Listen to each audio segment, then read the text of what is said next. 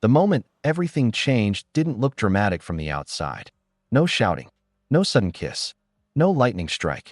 Just the two of us sitting on my couch, knees almost touching, laughing about something stupid like we always did. But even then, I felt it, the shift, the quiet, irreversible one. Noah and I had been friends for almost 10 years. Long enough that people stopped asking how we met and just assumed we'd always been there, orbiting each other. We met in college, bonded over shared classes, shared hangovers, shared everything except the stuff that actually mattered. Especially the stuff I never said out loud. We were the kind of friends who knew each other's coffee orders, passwords, family drama. The kind who could sit in silence without it feeling awkward. The kind everyone assumed had already crossed whatever line there was to cross, except we hadn't. Not once. And that distance between us? We guarded it carefully. That night started like dozens of others. Noah came over after work, dropped his keys in the same ceramic bowl by the door, kicked off his shoes without asking. He looked tired, jacket half-zipped, hair still damp from a rushed shower. I noticed all of it. I always did. Long day, I asked, already grabbing him a beer. The longest, he said, sinking into the couch like his bones were done for the day. My boss is on one lately. I handed him the bottle, our fingers brushing for half a second too long. Not enough to comment on. Never enough. We talked about nothing. Work. A mutual friend getting engaged. A show we were halfway through. It was easy. Familiar. Safe. That was the word we used in our heads without realizing it. Safe. But there was something different in the air. Maybe it was how close he sat. Maybe it was how he didn't immediately pull out his phone like usual. Or maybe it was the way he kept looking at me when he thought I wasn't paying attention. At some point, the conversation slowed. Not ended, just softened. The TV played something neither of us was watching. Noah leaned back, arms stretched along the back of the couch, close enough that I could feel the warmth of him without touching. "You ever think about how weird it is," he said suddenly, "that we've known each other this long?" I glanced at him. "Weird how?" He shrugged, eyes still on the screen. "Just how much changes, and how some things don't." That landed heavier than it should have. "Yeah," I said carefully. "I think about that sometimes." Silence settled between us. Not uncomfortable, just loaded. Like something was waiting to be acknowledged. Then Noah turned toward me. Really turned. His arms slipped down from the back of the couch, resting between us instead. Not touching me, just closer than before. "Can I ask you something?" he said. I nodded, heart already speeding up. "Have you ever felt like we were holding something back?" His voice was quiet, honest. Like there was this invisible line we agreed not to cross, even though neither of us remembers drawing it. I didn't answer right away. I couldn't, because if I spoke too fast, I might say something I'd spent years swallowing. I looked at him, at the familiar face that had slowly, dangerously become home, and realized something terrifying. The distance between us hadn't protected us. It had just delayed the moment we finally had to face what was always there. And sitting there, knees almost touching, I knew one thing for sure. Whatever came next, we wouldn't be able to go back. The thought didn't scare me the way it used to. If anything, it felt like relief. I didn't answer Noah right away. Not because I didn't know what he meant, but because I knew exactly what he meant, and saying it out loud felt like crossing a border we'd both been circling for years. "Yeah," I finally said, voice low. "I felt that." His shoulders dropped slightly, like he'd been bracing for me to laugh it off. He nodded, eyes fixed on mine, then looked away again like he wasn't sure how long was acceptable to hold that kind of eye contact. "I didn't want to be the one to mess things up," he said. "You know, we've had a good thing. I didn't want to ruin it by imagining stuff." That word, imagining, hit harder than it should have. Because I hadn't imagined it. I'd lived with it. Quietly. Carefully. "I don't think it was imaginary," I said. "At least not for me." The room went still. The TV droned on, laugh track echoing faintly from another world. Noah's jaw tightened, then relaxed. He shifted closer without seeming to realize he was doing it. "Can I ask you something else?" he said. I nodded again. "When did it start for you?" I exhaled slowly. "Honestly, I don't know. Somewhere between late-night drives and you knowing when I was lying before I did." That earned a small, crooked smile. "Yeah, that tracks." We sat there, closer now, thighs almost touching. Not quite. Still holding onto that last sliver of distance like it was sacred. Noah rubbed his palms together, nervous habit I'd seen 100 times. "For me, I think it was when you got sick that winter. Remember? When you couldn't get out of bed and I stayed over because you kept insisting you were fine. I laughed softly. I was not fine. You were miserable, he said, smiling at the memory. And you kept apologizing for being annoying, even though you could barely talk. I remember thinking, this is it. This is what it would feel like if I stayed. Stayed. The words settled between us, heavy and gentle at the same time. I almost kissed you that night, he added, quieter now. When you fell asleep on my shoulder. My heart stuttered. Why didn't you? He shrugged. Because you were my best friend. And because I was scared I'd ruin it. That made two of us. Silence stretched again, but this time it felt different. Less guarded. Like we'd already loosened something that couldn't be tightened back up. Noah's hand moved first. Not toward me, but closer. Resting on the cushion between us, palm up. An offering, not a demand. We don't have to do anything, he said quickly. I just didn't want to keep pretending I didn't feel it. I stared at his hand for a long second. Years of restraint pressed against one simple choice. I placed my hand in his. It wasn't dramatic. No sharp intake of breath. No sudden pull. Just warmth. Familiar. Steady. Noah's thumb brushed lightly against my knuckle, tentative, like he was waiting for me to change my mind. I didn't. We stayed like that, hands joined, bodies still angled carefully toward each other. Not kissing, not rushing, just acknowledging something that had been waiting patiently all along. I realized then that the distance between us hadn't disappeared in one moment. It had dissolved quietly, over years, over trust, over all the times we chose each other without naming it. And as we sat there, breathing in sync, I knew this wasn't the end of our friendship. It was the truth underneath it. Holding Noah's hand felt deceptively simple, like something my body had already memorized long before my brain caught up. Our fingers fit easily, naturally, as if they'd been doing this in some parallel version of our lives. Neither of us spoke for a while. The room felt smaller now, quieter, like the world had politely stepped back to give us space. I don't know what happens after this, Noah said eventually, and I don't want to rush it. I just needed you to know. I nodded. I'm glad you told me. That was true. Whatever fear lingered was already being outweighed by something steadier. Relief, maybe. Or clarity. He squeezed my hand once, then loosened his grip, not letting go, just easing it, giving me room. That was always his way. Careful. Considerate. One of the reasons I'd trusted him for so long, without fully understanding why. I shifted on the couch, turning a little more toward him, close enough now that our knees brushed. This time, neither of us pulled away. You know what scares me? I said. What? That this explains so much. I let out a soft breath. All the times we chose each other without talking about it. All the dates I half-sabotaged because they didn't feel like you. Noah's mouth twitched, not quite a smile. Yeah, I noticed that. Of course you did. He chuckled quietly, then sobered. I was scared too. Scared that if we crossed that line, and it didn't work, I'd lose you completely. That fear echoed in my chest because it was mine too. Losing him had always felt unimaginable. Worse than heartbreak. Worse than rejection. But not saying anything was starting to feel like its own kind of loss. I said. He met my eyes again. Really met them. And this time he didn't look away. There was something open there now. Vulnerable in a way I hadn't seen before. I don't want to lose you, he said. Not as a friend. Not as anything. I swallowed. Me neither.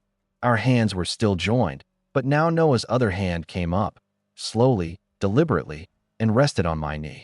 He paused there, giving me time. Space. An out, if I needed it. I didn't. I covered his hand with mine, grounding us both. The contact sent a quiet rush through me. Not sharp or overwhelming, just warm and certain. We didn't kiss. Not yet. Somehow, that felt important. Like there was value in staying right here for a moment longer. Letting the truth settle. Letting it breathe. Eventually, Noah leaned back slightly, still close, his shoulder brushing mine. Whatever this becomes, he said softly, I want it to be real. Not something we stumble into and regret. I nodded. Then we take it slow. Slow sounds good, he agreed. We sat there as the night deepened around us, the city outside humming faintly through the windows. Nothing flashy had happened. No grand gesture. Just two people finally standing in a truth they'd been skirting for years. And as calm settled in my chest, I realized something else.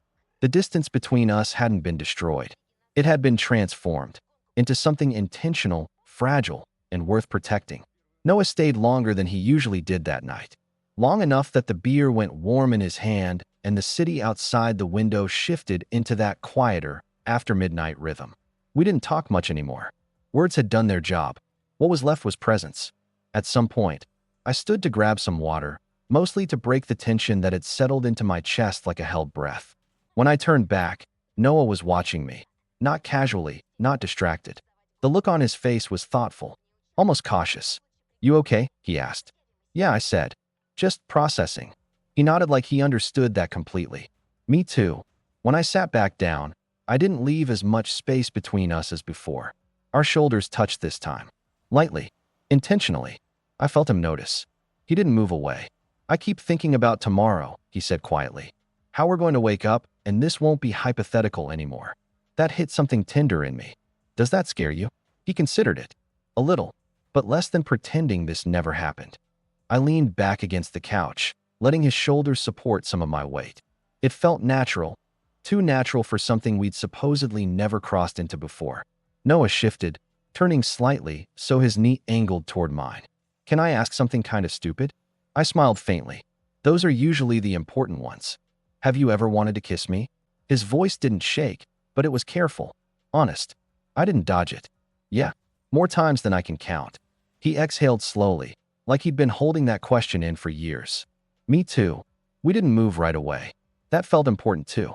Letting the admission sit between us without immediately acting on it. When Noah finally leaned in, it wasn't fast or hungry. It was tentative, asking without words. I met him halfway. The kiss was soft, brief, almost restrained. More confirmation than collision.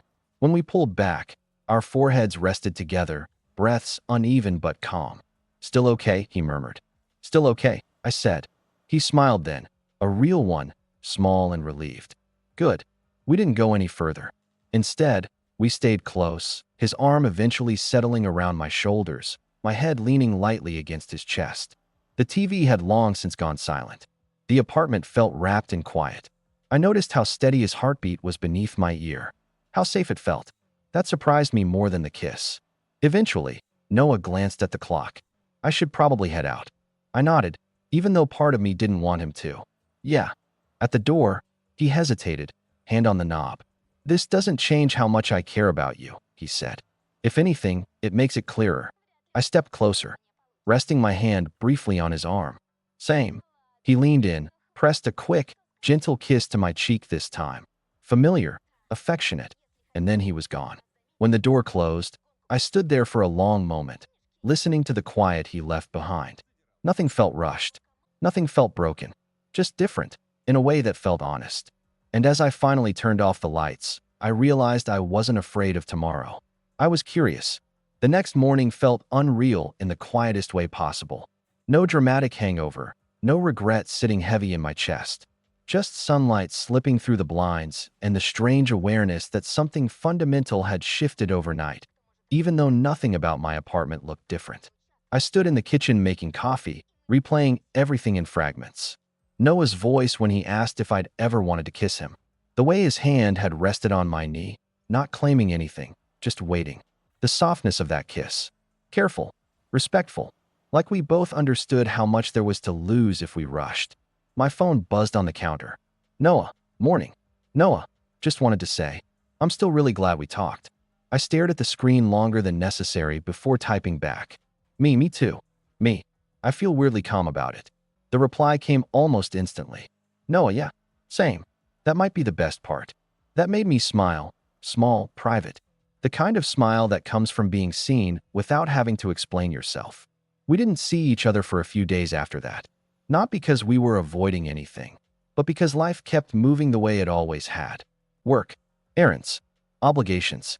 The difference was in the undercurrent. Every text carried more weight. Every joke brushed up against something warmer. When we finally met again, it was deliberately low-key. Coffee, neutral ground, daylight. Noah was already there when I arrived, sitting by the window with his sleeves pushed up, fingers wrapped around a mug like he needed the heat. He looked up when he saw me, that familiar smile softening his face. Hey. There was a moment of hesitation, no automatic hug this time. Just a brief pause while we recalibrated. Then Noah stepped forward and pulled me in, slow and careful, like he was checking in without words. It felt right. We sat across from each other, talking like we always had. But there were changes in the details. Longer looks, less filler, more honesty in the quiet spaces. I keep catching myself smiling for no reason, Noah admitted, eyes dropping to his coffee. It's annoying. I laughed. Yeah, I've been distracted all week. He looked up then, meeting my gaze fully. Still okay? I didn't hesitate. Still okay. We didn't label anything. That felt important too. No rush to redefine ourselves. No need to explain this shift to anyone else yet. It was just us, learning how to stand a little closer without losing the foundation we'd built for years. When we walked out of the cafe, the afternoon air was cool, sharp with early fall. Noah brushed his hand against mine. Accidental looking, but not accidental at all. This time, I didn't just let it happen. I laced my fingers through his. He squeezed back, once. Steady. Certain. We walked like that for half a block before parting ways, neither of us saying much.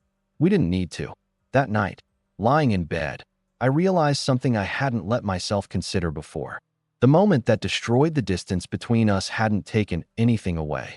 It had clarified what had always been there. Patience, trust, and a connection strong enough to change shape without breaking.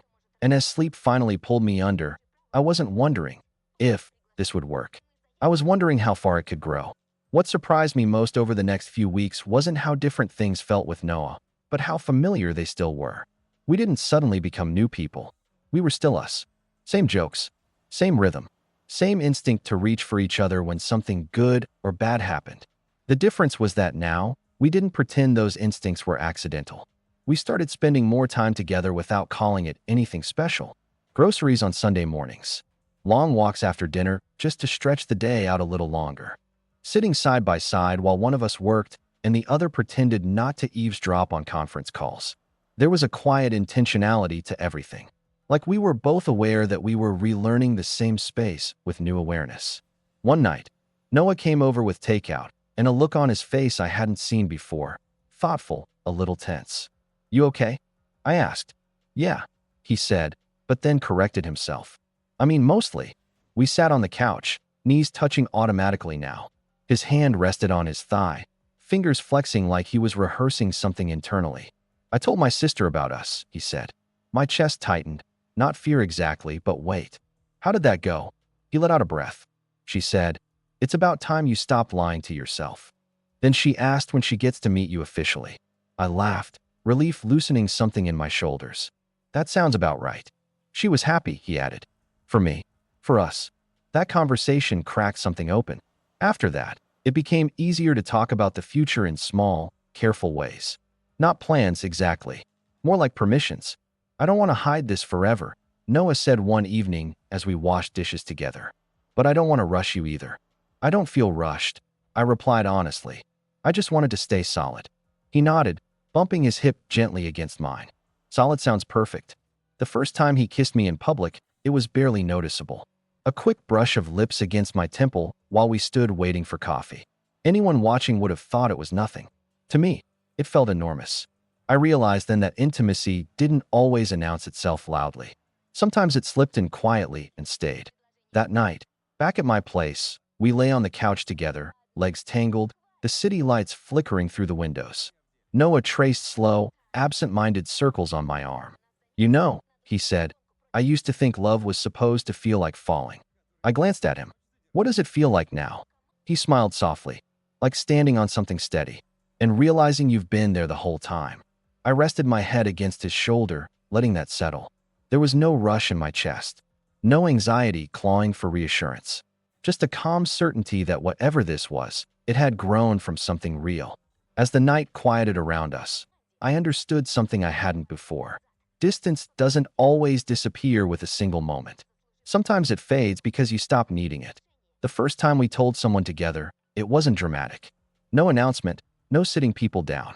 Just a quiet dinner with friends we trusted, wine half finished, conversation drifting the way it always had. At some point, Noah reached for my hand under the table and didn't let go. No one gasped. No one stared. Our friend Mia smiled first. Oh, she said gently. That makes so much sense. Something in my chest loosened then. I hadn't realized how much tension I'd been carrying until it was gone. Later, walking home beside Noah, I said, "That went better than I expected." He glanced at me, thumb brushing my knuckles. "That's because we weren't pretending anymore." The weeks that followed felt like a gradual exhale. We told people slowly, selectively. Each time, it got easier. Not because the world suddenly changed, but because we had. One night, months later, we found ourselves back on the same couch where everything had shifted. Same apartment, same view, different weight to the quiet. "I've been thinking about that night," Noah said, leaning back, his arm draped comfortably around me now. "The one where we finally said it out loud." "Yeah. I keep wondering what would have happened if we hadn't." I thought about it. The years of restraint, the careful distance, the almost that never became anything. "I think we would have stayed friends," I said slowly. "But I don't think we would have stayed honest." He nodded. "I'm glad we didn't choose safety over truth." I turned my head to look at him, really look at him. The familiar face that had somehow become new again. Me too. We kissed then, not tentative, not questioning, just warm and sure. The kind of kiss that didn't need to prove anything. Later, as the city settled into sleep, we lay there talking about nothing important. Trips we might take someday. A bookshelf we needed to build. What to cook for dinner the next night. Ordinary things. And it hit me then, harder than any big confession ever could. Love didn't arrive with fireworks. It arrived quietly, after years of choosing each other in ways we didn't yet have language for. The moment that destroyed the distance between us wasn't reckless or impulsive. It was honest. And honesty, I'd learned, wasn't something that ruined what we had. It revealed it. As I drifted toward sleep with Noah's arms steady around me, one truth settled calmly in my chest. We hadn't lost a friendship. We'd finally stopped pretending it was only that.